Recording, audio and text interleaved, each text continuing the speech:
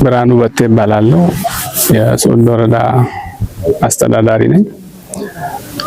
በ2018 ዓመተ ምህረት እንደ ወረዳ በአረንጓዴ አሻራ መርሃ ግብር ከ12 ሚሊዮን በላይ ዘርፈ ብዙ ጥቅም ያላቸው ችግኞች በማዘጋጀት በተለዩ በተጎዱ ስፍራዎች ላይ እንደ ወረዳ በሁሉም የወረዳችን ቀበሌዎች የተከላ መርሃ ግብር ሲከናወን መጥቷል።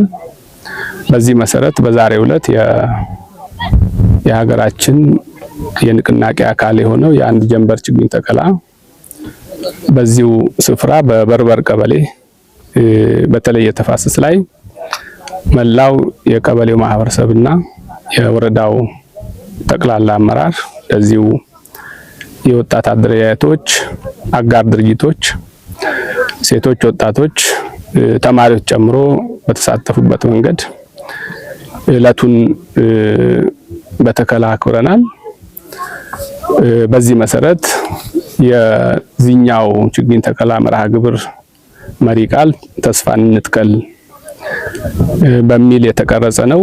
ይህ ማለት ሀገራችን የያዘቻቸው ትላልቅ ግቦች በቀጣይ ዓመታት የምታሳካበት እና የተተከሉ ችግኞች ከተከላ ባሻገር ፍሬ አፍርተው የአካባቢ ስነ ምህዳር የሚቀይሩና የሚለውጡ እንዲሆኑ